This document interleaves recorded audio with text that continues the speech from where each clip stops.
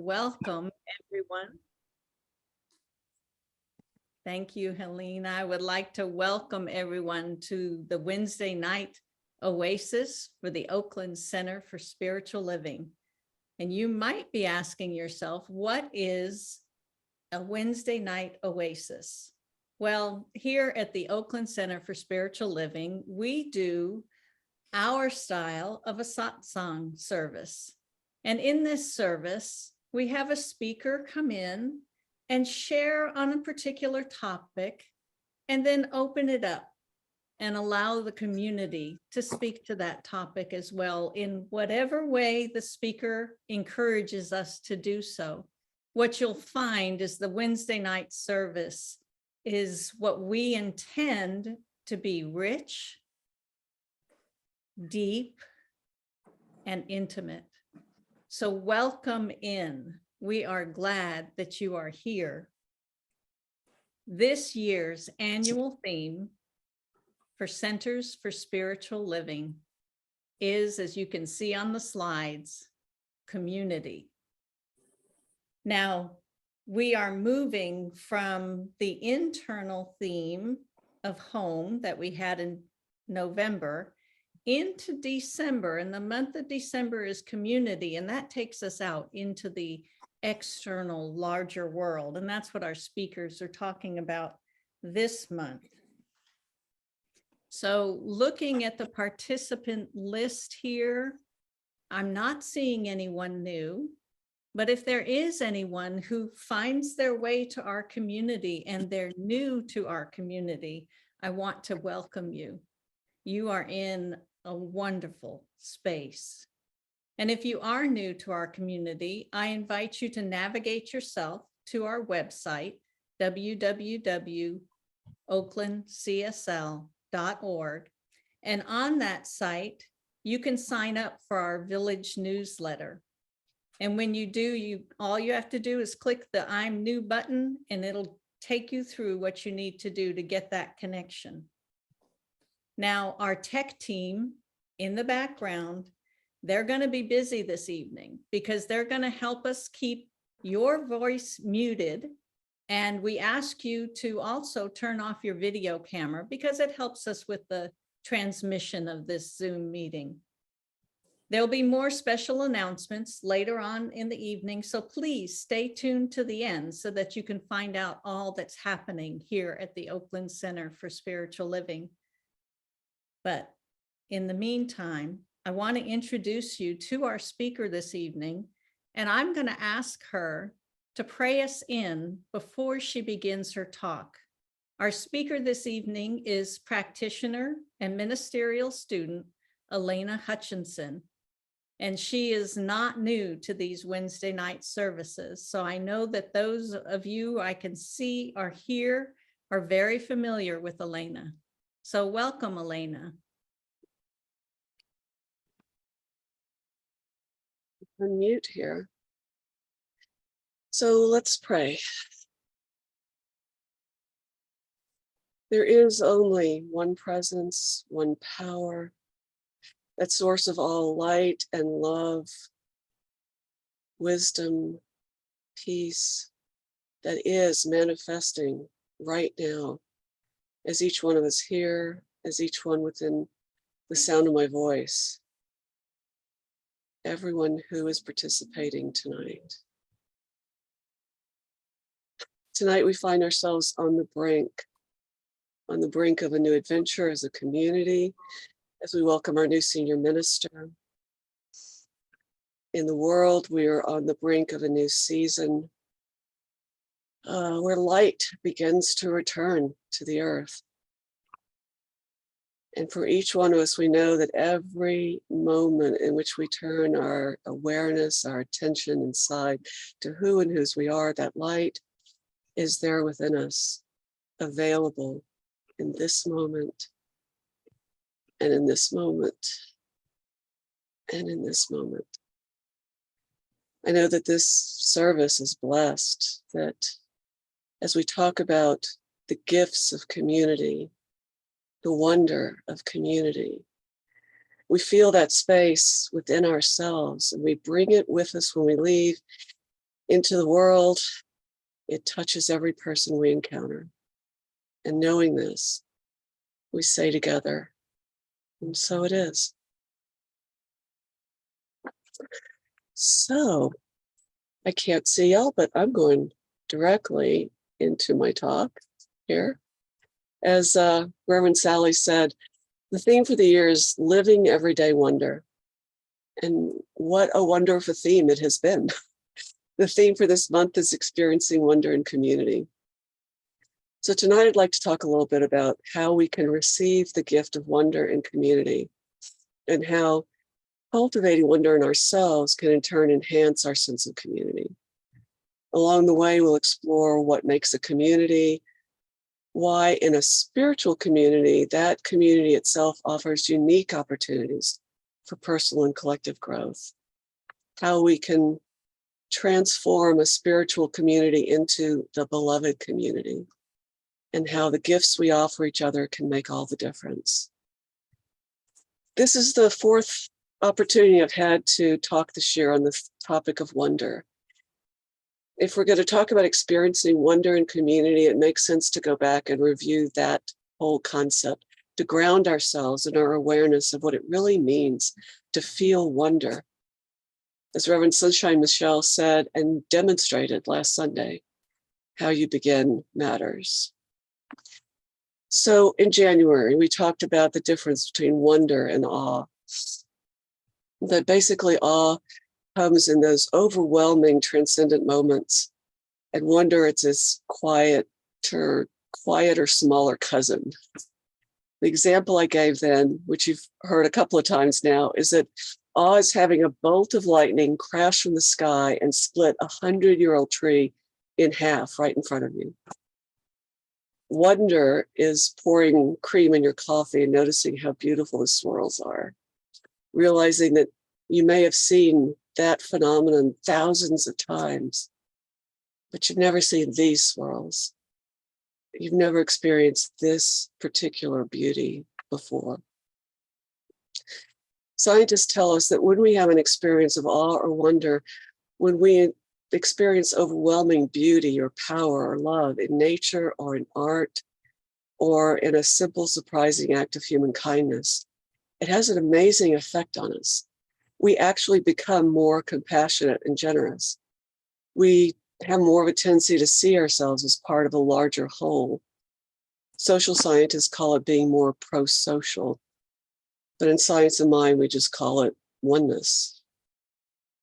That change isn't just occurring on a spiritual level. That experience is something new or out of the ordinary, actually requires us to rewire our brain.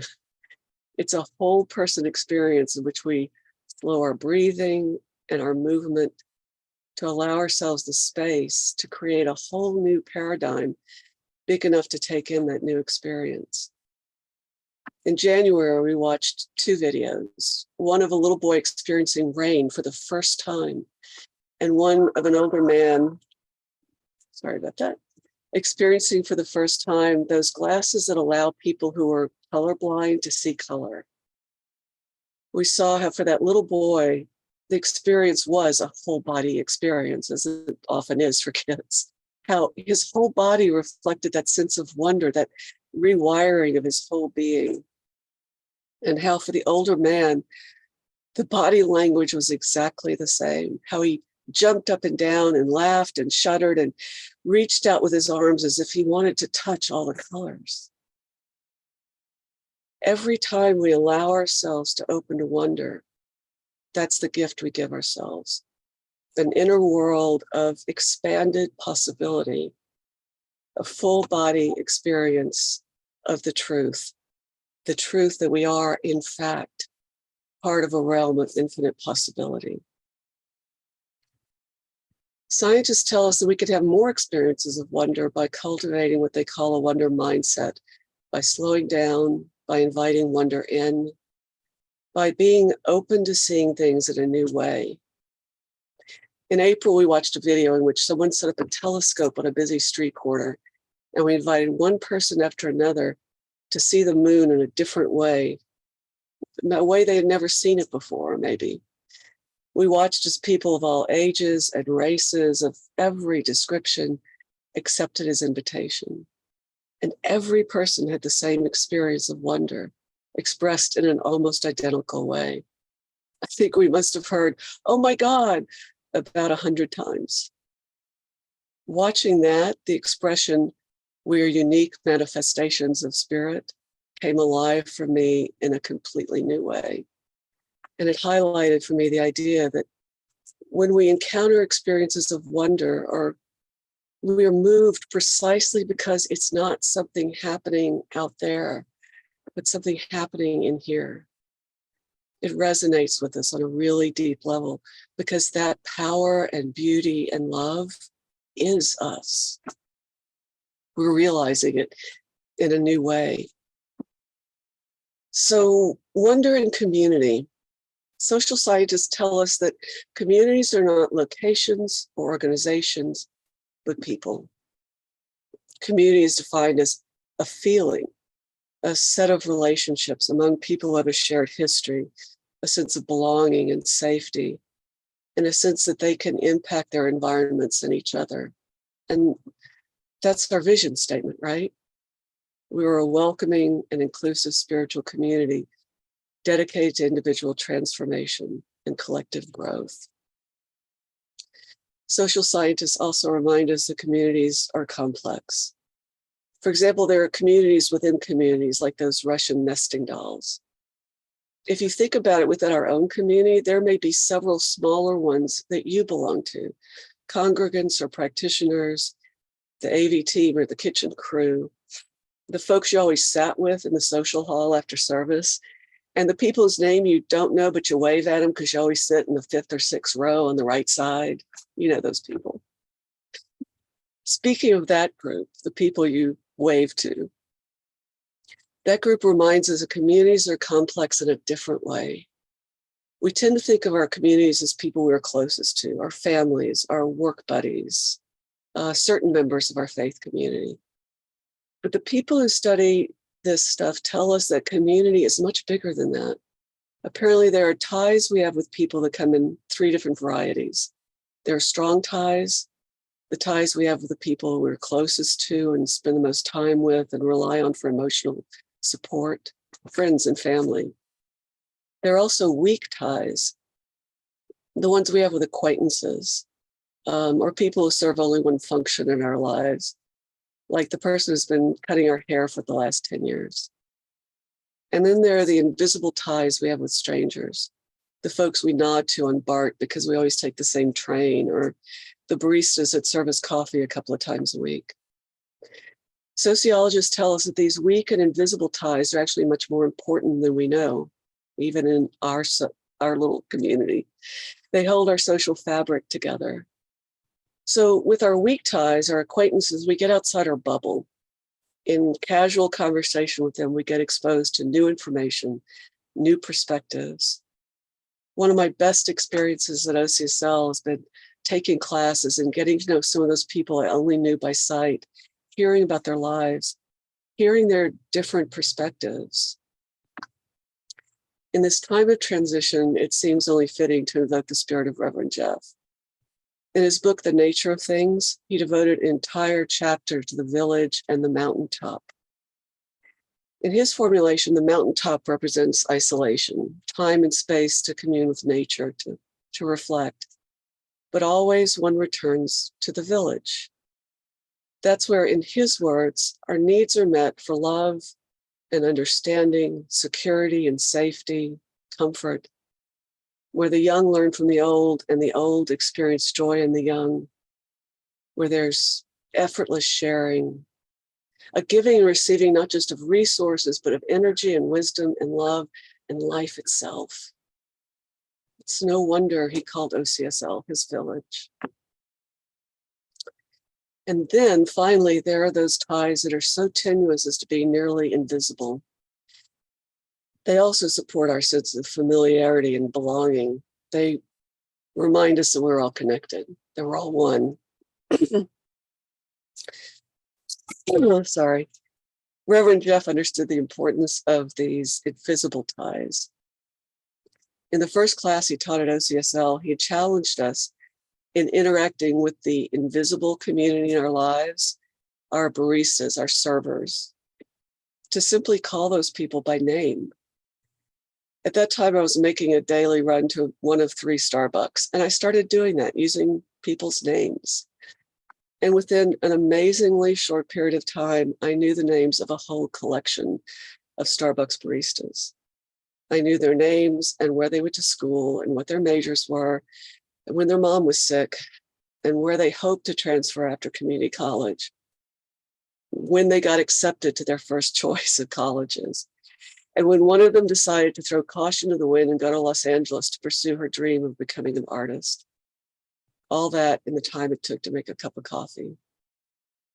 They started greeting me by name. I know from the way they opened up that they experienced something that they needed. Maybe it was just being seen as a person. And for me, bringing a greater sense of connection and gratitude to those interactions gave me a surprisingly big bump in the sense of joy and well-being that I carried with me into my day. It's almost as if we feel better when we know that we are one. Who knew? Last Sunday, Reverend Sunshine Michelle reminded us that as a spiritual community, our model for what's possible for us, our ideal, is the beloved community. Martin Luther King based his concept of the beloved community on the work of Howard Thurman, who in turn based his version of the beloved community on the work of a 19th century theologian named Josiah Royce. Each one of them took the work of the other and created something bigger. An example of how in community, we can collaborate with each other, even across time and space, to create something amazing. Reverend Sunshine spoke on Sunday about the beloved community and Martin Luther King's version of a worldwide community based on love. She hinted that he wasn't just thinking internationally. He intended that that same notion be applied generally to all our communities. He was a realist. He anticipated human imperfection and conflict as a natural part of people coming together, but he advocated for individuals transcending their own egoic interests in favor of the good of the whole.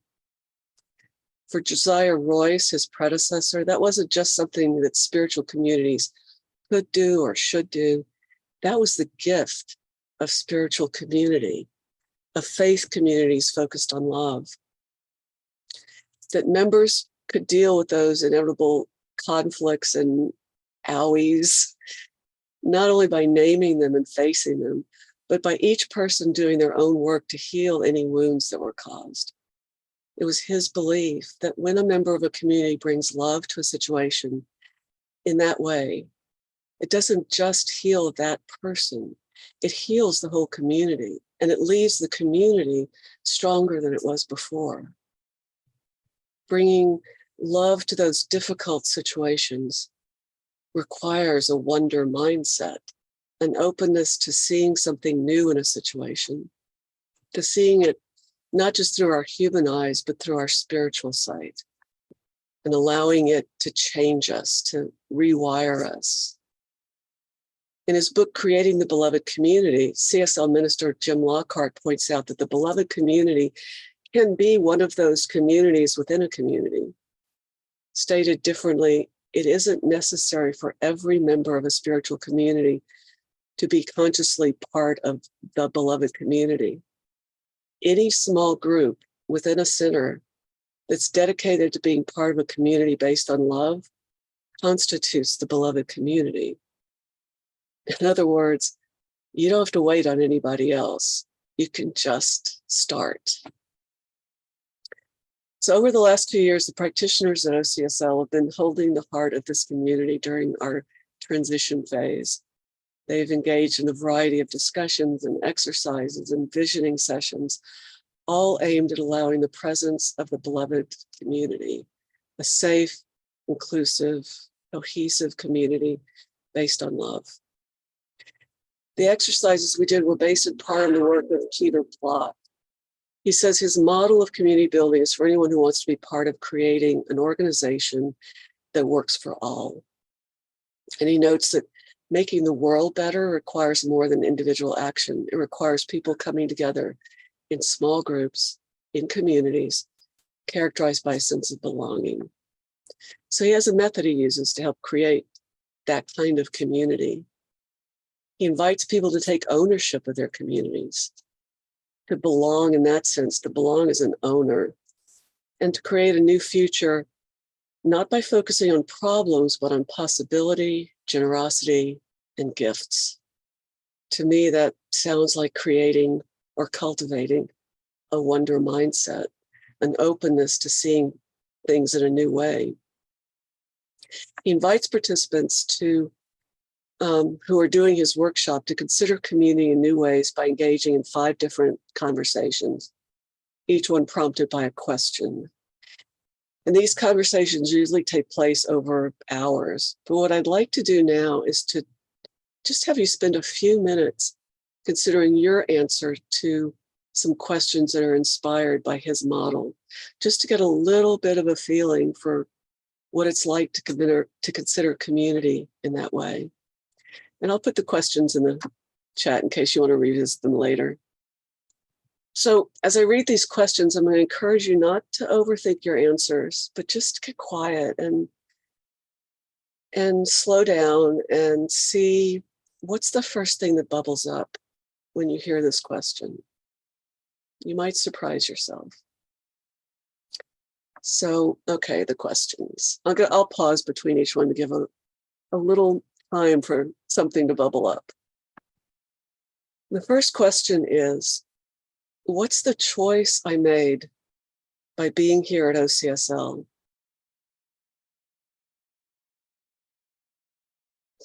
What is the choice I made by being here at OCSL?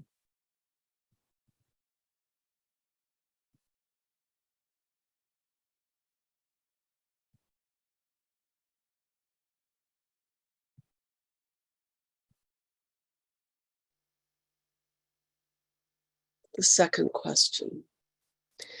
When I think about what's possible for OCSL, what's the affirmation I'm prepared to make?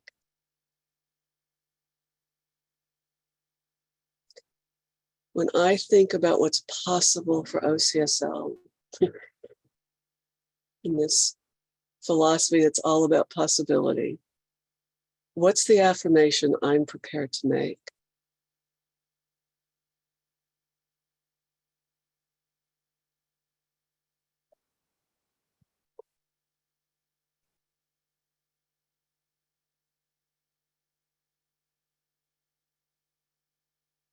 Third question. What are my doubts and reservations about being here? What problems trouble me? What are my doubts and reservations about being here? And what problems trouble me?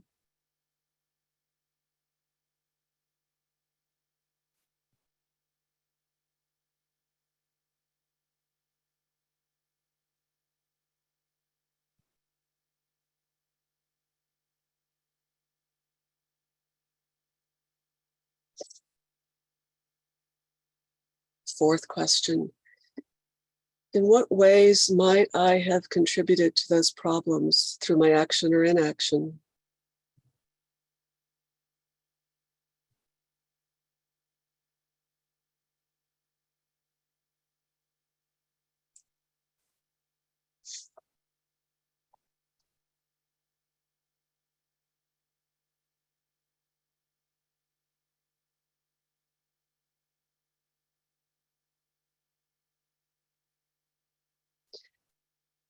Going forward, how participatory do I plan to be? And how much risk do I plan to take? How participatory do I plan to be? And how much risk do I plan to take?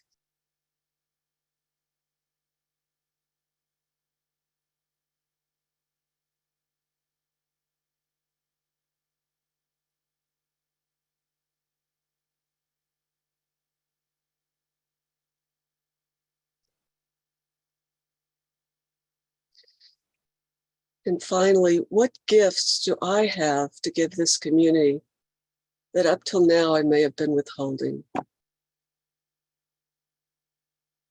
What unique gifts do I have to give this community that up until now I have been withholding?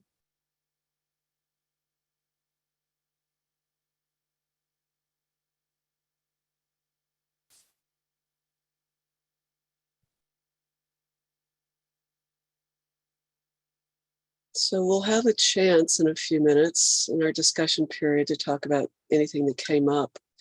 The main thing I'd like you to take away now from this little exercise is that our community isn't the name or the senior minister or the building.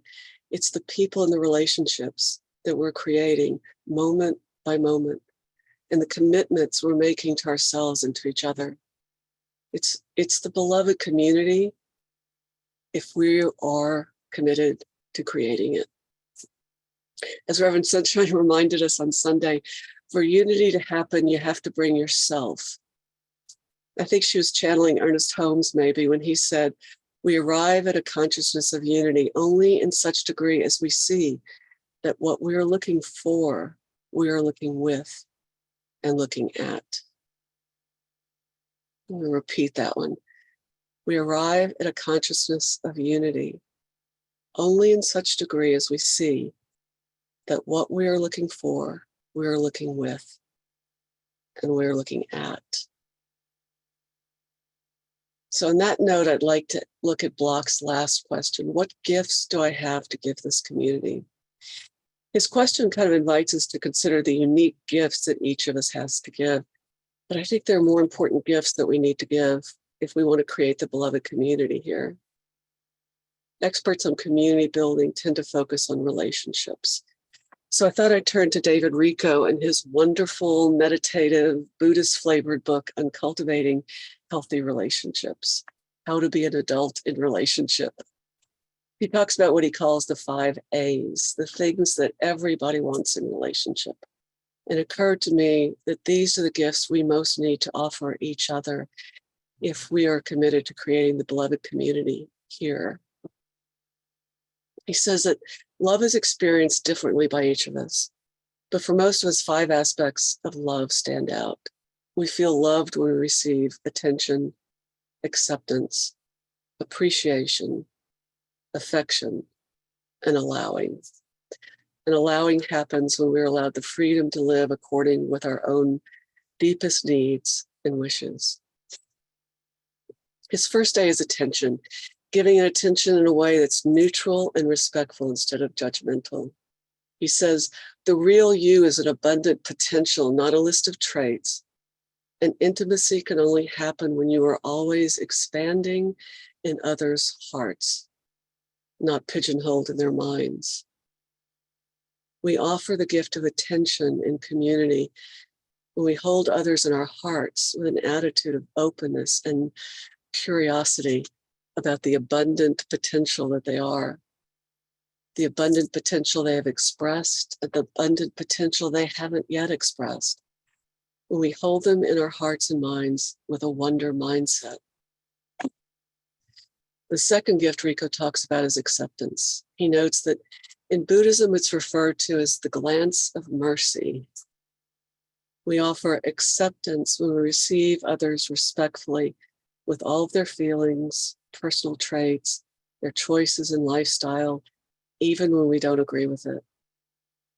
In her book, Where Wonder Lives, Fabiana Fondavia writes, and so we come to the best kept secret in the village, the one preserved in the most secure chest, stored in the most hidden attic of the most out-of-sight castle in the world. You can only reach the highest level of love, she says, if you're willing to love the other person for their differences.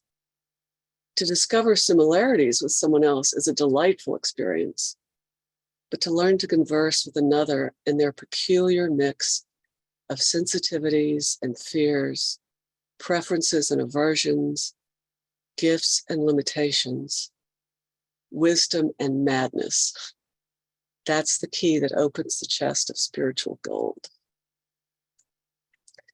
Rico states that appreciation, the third gift, says, I respect you, I delight in you. In romantic relationships, which have been studied a lot, researchers have found that couples who stay together have a ratio of appreciation expressed to complaints of 5-1.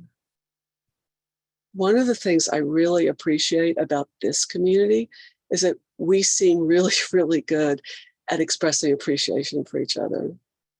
And I guess what we can take away from this statistic is that we can never do too much of that. That brings us to affection, the fourth gift. I think that maybe the way affection can show up most often in a community is in simple kindness, especially in those instances where kindness is difficult. This is what the philosophers behind the idea of the beloved community were advocating, a community based first and foremost on love, where through some alchemical process of meeting pain with love and forgiveness, we can all transform. And then the final gift is allowing. When we experience allowing, we feel safe to be ourselves, to know what we're feeling and what we want. Others set healthy boundaries and take care of their own needs instead of trying to control us. We can be real without worrying about losing the love and support of others. What occurred to me when I read this is that this is what I constantly hear from our kids and teens when they talk about what it's like to grow up in this community. Over and over again, they say that they know what people in this community, they know that people in this community are for them and not against them. We're apparently really great at encouraging their authenticity and aliveness. And maybe the question we have to ask ourselves is, are we, the adults, doing as good a job with each other? In short, are we arriving here? Do we enter our doors with a wonder mindset, one of openness and curiosity, ready to see each other as the windows through which we can glimpse the divine, to get that transcendent experience that seems to be out there and get it that it really is in here?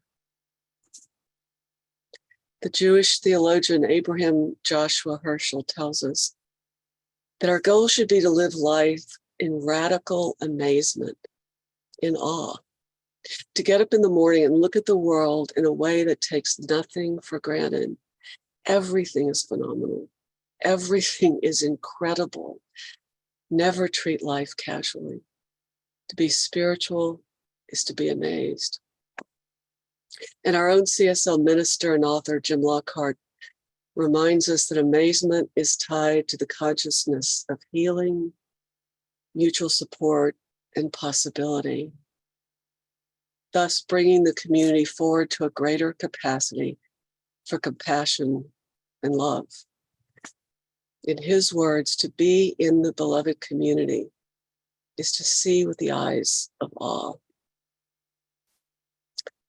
So before we move into our discussion period, I'd like to have just 1 minute or so of silence to allow you to check in with yourselves, to see what questions, comments, thoughts, or feelings might be coming up that you might want to share. And I will sound the bell when that time is up. Oh, that was not the bell. We're starting now.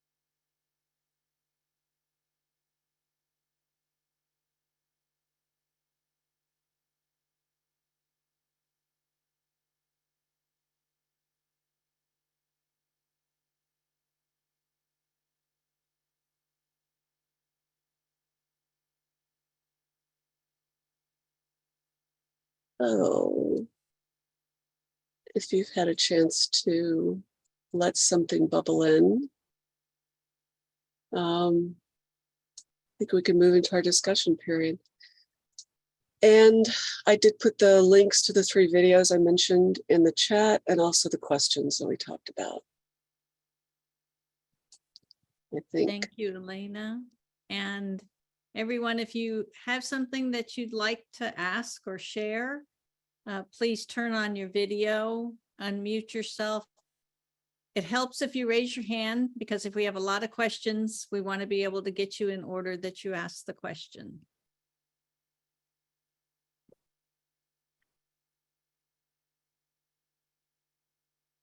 Does anyone have something? Dr. Judith, you've got your video on. Would you like to share? Sure, I would, yes.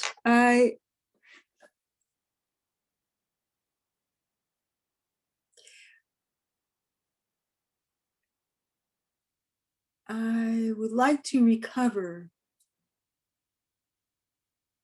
who I was when I walked through the door originally.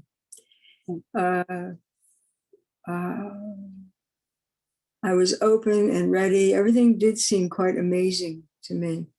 It was Dr. Margaret at that time who was the minister. And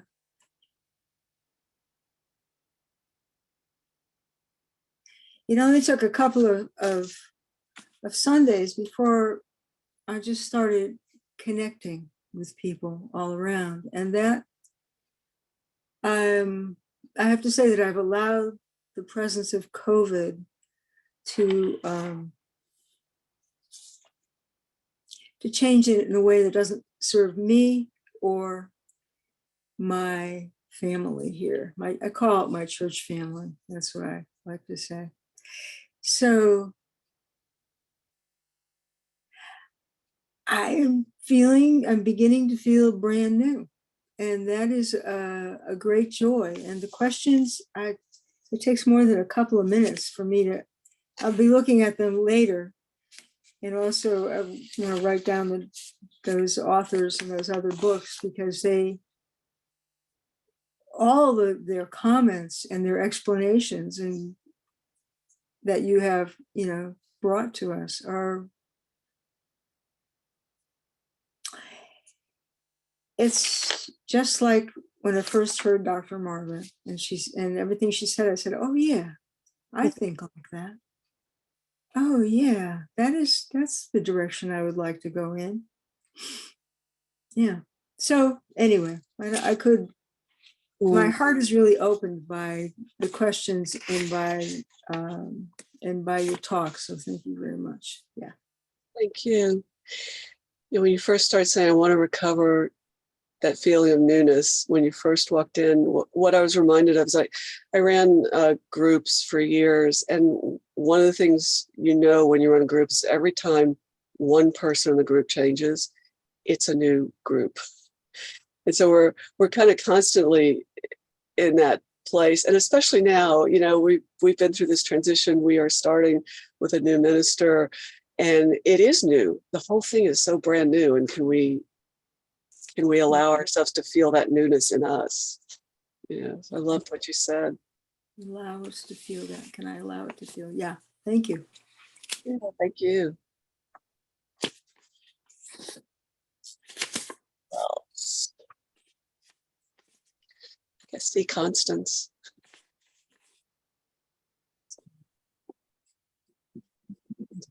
Well, I really appreciated you brought forth so much beautiful and put together a talk that was very rich and very deep, and I really appreciate that. Thank you. And what kept coming up for me throughout all of it was with the 6 C's and the 5 A's was, where's the big H, which is the humanity and our humanness. I worked for 25 years, I worked with abused women. And then for another 15 years, I worked in the First Nations communities in British Columbia. And so I heard incredible stories of abuse, of inhumanity to inhumanity. And within that, I heard incredible amounts of spirituality and people really digging deep to find what was really important. And yet that humanity, that inhumanity to each other was very deep. And it seems to me that that's something that, you know, we have our spiritual practices, but sometimes I look at our community and I go, you know, I love these people, but I don't really know much about any of them. We could have someone walking amongst us who is being abused every day and coming here for some respite. We don't know that.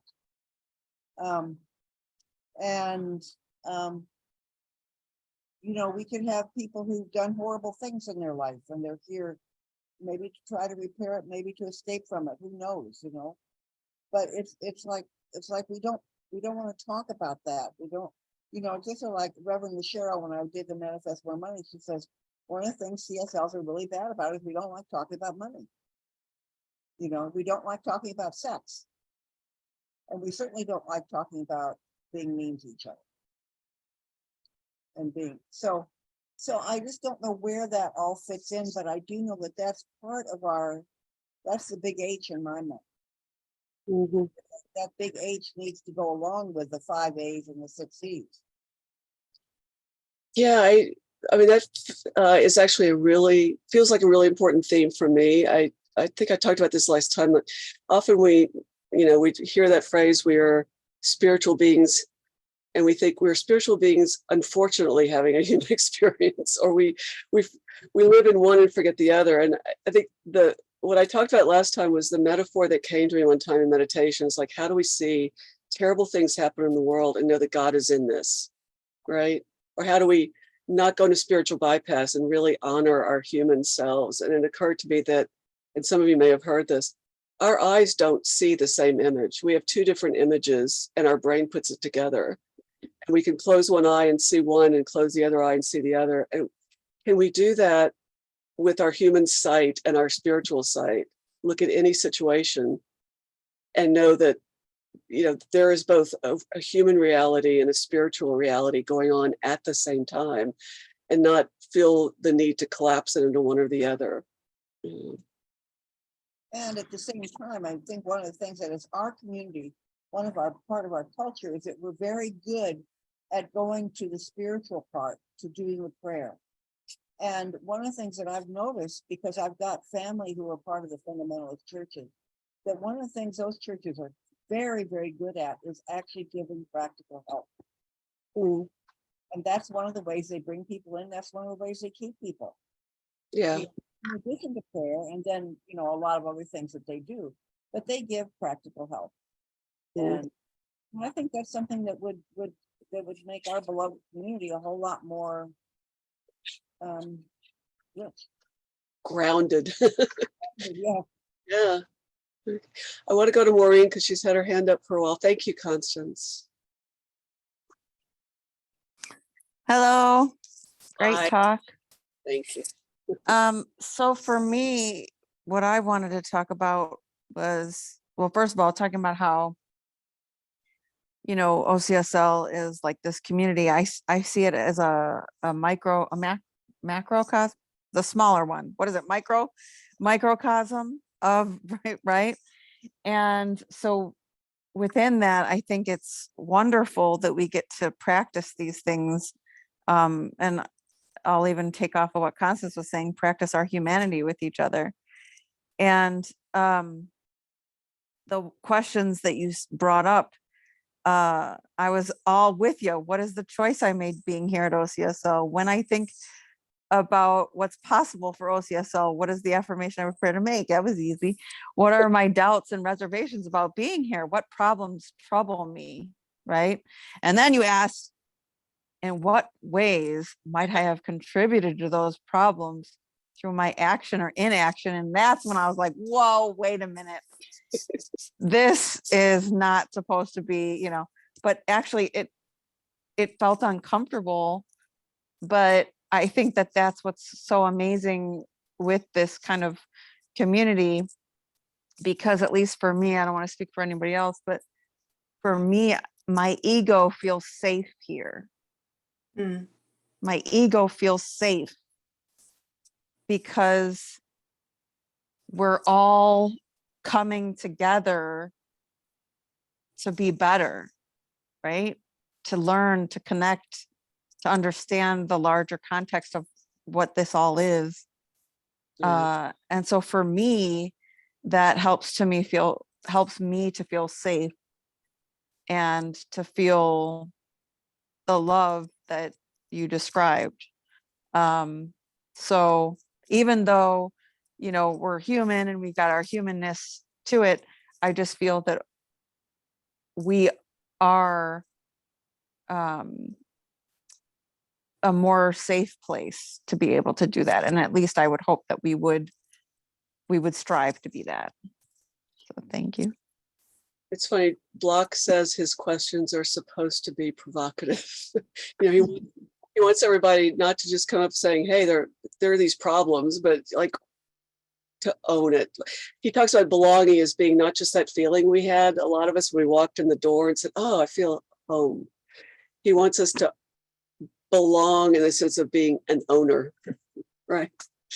So thanks. Reverend Sunshine, Michelle.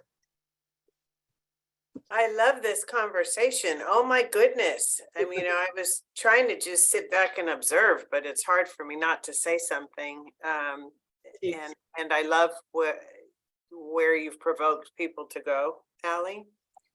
And just listening to what everybody has said up until now, but especially what Maureen just said, it's that's the whole point in my mind of beloved community, is when we can check ourselves. I don't remember if one of the A's was accountability, but I sure feel that it is accountability for being responsible for ourselves. And you're right, Maureen, I feel like it's being willing to check our ego at the door and to check our pride. So is our pride going to allow us to be accountable for what we just said, that someone let us know that they were offended by? Let's say, I'm just making this up, and someone may focus on the fact that, oh, I didn't intend to, yes, but can we just table that for a moment and listen and let us hear that someone else felt a different way about it, and then explore that within ourselves? And I always put guilt, blame, shame together. How do we navigate that? Because then do we feel guilty about saying it, and are we, embarrassed and shame and blame and whatever? This is a part of the human experience. It is the humanity of it, Constance. It's deep. This is rich and juicy, but some people run from it because it's not easy work. So anyway, I could go on, but it's just really lovely. And the last thing I'll say is, Judith was talking about, it made me think of my reference to Emerald on Sunday, Emerald Lagasse. It's like, we all could get in a rut, or it was new back then. Yeah, we were curious, we were younger, it was new, it was a whole lot of stuff. And then we get seasoned, and then it's stale, and it's, but we can come to it with new intention, and we can kick it up a notch, with our intention. So I'll just leave it there because I see Sabrina's hand up. Love the discussion, everybody. Before I go to Sabrina, I love what you said about, you're basically talking about the difference between our intent and our impact, because that goes back to wonder. It's like, if we realize, regardless of our intention, we may have had a different impact, and can we get curious about that? And that's the wonder. That's like, where can I just be open and curious? Yeah. Thank you. Sabrina. Yeah, thank you so much, Alena. As you were talking, I was thinking about when I first got here and how I still have that feeling. It still feels magical for me. And I'm asking myself lately, what's next for me spiritually? Where do I go? What do I do? And when you were talking, you said something about the practitioners. And so my question to you is, do you think that what makes not just OCSL, but religious science so special is that even if you're not going to become a practitioner, you still take classes that make you look at how we treat ourselves as well as treating other people. Whereas the spiritual communities that I've been a part of in the past, there's training in theology and all this other great stuff, but really not that training about how are you treating yourselves and how are you treating others. Yeah. Well, yeah, reminding me about Ernest Holmes saying we're all practitioners, we're all practicing these science of mind principles. Mhm. And I love that emphasis on education, and within that, the emphasis on doing our own work. You know, like we're the instruments of bringing science of mind into the world, basically, all of us. Yeah. Thank you. Mr. Leeds.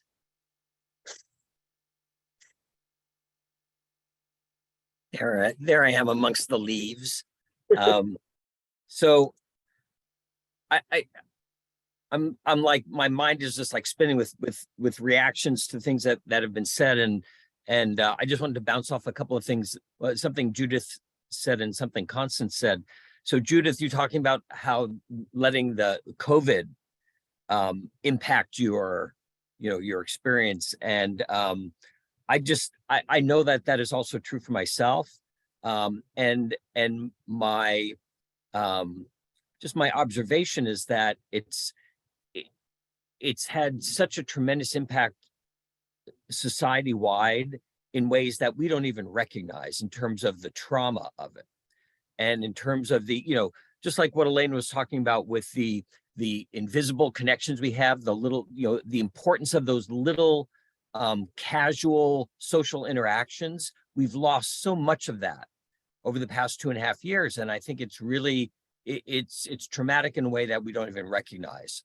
So that's one thing I wanted to say. And the other thing is, Constance, I thought your observation about loving people in the community without necessarily knowing a lot of details about their lives to be so interesting. It's like, my experience is the same, although it's like it's on a spectrum, because it's like there are people at OCSL that I do know very well and know a lot about their personal life. And then there's a lot of people that I just adore, but I don't know that much about them. And that's where I think, being in classes with people, or being on the board with people, or volunteering in one way or another, you're able to build those relationships and find out more of those details. And it's a process. But what struck me was that how different our intention and motivation is when we come into a spiritual community. That we're looking for something else. It's like we go to work, to make money, or, whatever it might be, or we go to school, or, we hang out, we join our bowling league, whatever it might be, and those serve certain social functions. But when we come to a spiritual community, there's like this whole nother level of thing that's going on there. And I've even heard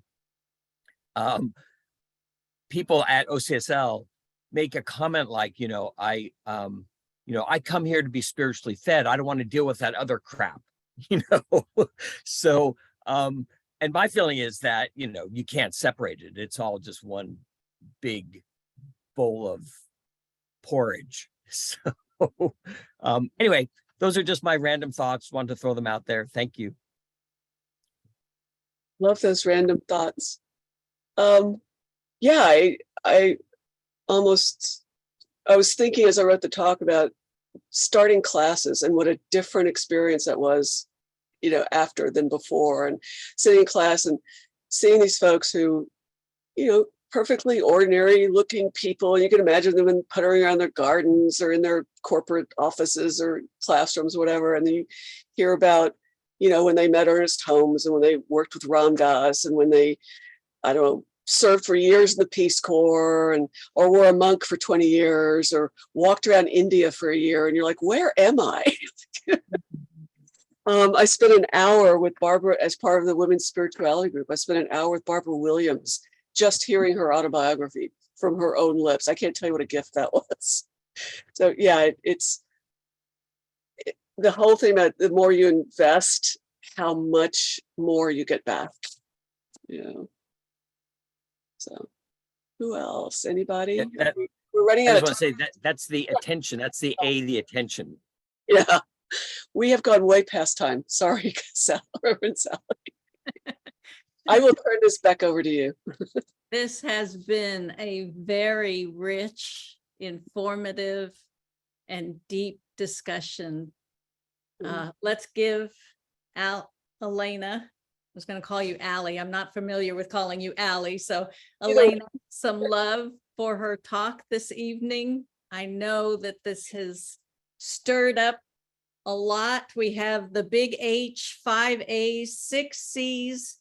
We have the human, and this is from the Dr. Dan group today. So Dr. Judith, you'll know about this one. We have the human spirit and the human sight and the spiritual sight coming together. And you see that little connection in the center? That's what we call the sweet spot. So Nice. This has been fabulous. Thank you so much. Helena, if you can bring up the announcements for this evening. We have got a lot to talk about, a lot to share with you. So happy December. We will move on to the next slide. There's a lot going on in December, and I'll tell you more about those individual pieces. First, I want to remind you that this coming Sunday, Reverend Sunshine Michelle Coleman will be speaking on Ode to Joy. This is a continuation of our theme of community for December. The service starts at 10:30, but if you get there early at 10 a.m., you can join us for the meditation. We also want you to know that we stream the Sunday services live. So if you want to join us online, instead of coming to the center, you can directly to YouTube. Next Wednesday, the next slide, is December 21st. And so that's the winter solstice. And we have practitioner Judith Roberts, who will be doing our talk next Wednesday. She asks that you bring a candle and a lighter or something to light the candle with, and a journal, for we'll be doing some exercises together. Meditation is at 6:30 p.m. and the services start at 7 p.m.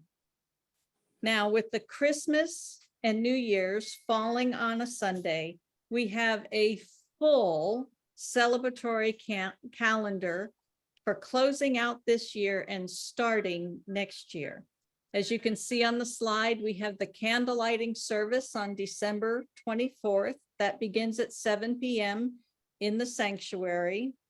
Christmas Day, we will be having service. Our regular service time is at 10:30. That's on the 25th. There is a world peace meditation on December 31st at, are you ready for this? 4 a.m. Pacific Standard Time. It's put on and sponsored by the Centers for Spiritual Living. This will take place online, and you can go to their Facebook page to find out more information and to connect into that meditation time. And then on New Year's Day, we'll be doing a regular service January 1st with a burning bowl service. And that, again, that's at 10:30 a.m. There are so many ways to build community, to show our love for the center. And pledging and tithing is, of course, one of those obvious ways. But if we go to the next slide, another way to share your love and to build community at the center is to serve as a member of the Board of Trustees. If you've been a member in good standing for 2 or more years, and you feel that you're being called to work with our senior minister to help us guide this center, then please contact Deborah Jackson for more information and to get an application. If you want to know more about the Board of Trustees, you can download and read the bylaws from the board's page on the website. You can click the About Us button on the page to find that information. We've got a lot going on at this center. So as we move to the next slide,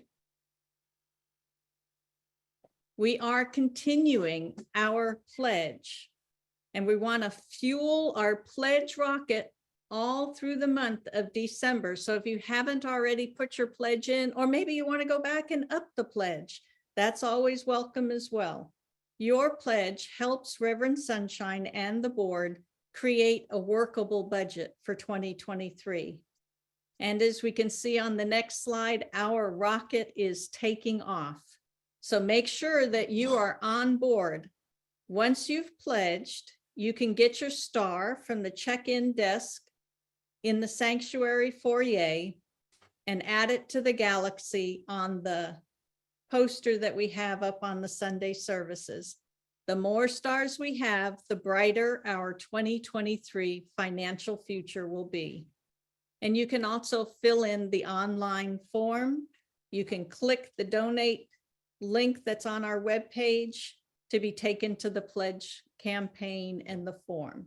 So right now we do have 73 pledges and we're at $167,000. Woo-hoo! We want it to keep rising. All right, as always, for more information on all that's going on at the Oakland Center, we invite you to visit our webpage. And when you go there, you can sign up for our weekly newsletter, the Village News. And you can remember to follow us on Instagram, YouTube, and Facebook for special updates and content that you'll only get by going to those locations, liking and subscribing to the Oakland Center for Spiritual Living. These are the individuals. If you want to reach out, find out more information, these are the individuals to contact, and they are listed on our website as well. So now it is one of my favorite times at the center. It is time for us to do our offering. And as we do, I'd like us to say this giving affirmation together. Joyously I give within an attitude of abundance, knowing that as I give, I do receive. Thank you. And in case you didn't know, but I think you do, there are 5 ways to give. You can give via the donate button, and you can see that slide right there. You just click on that button.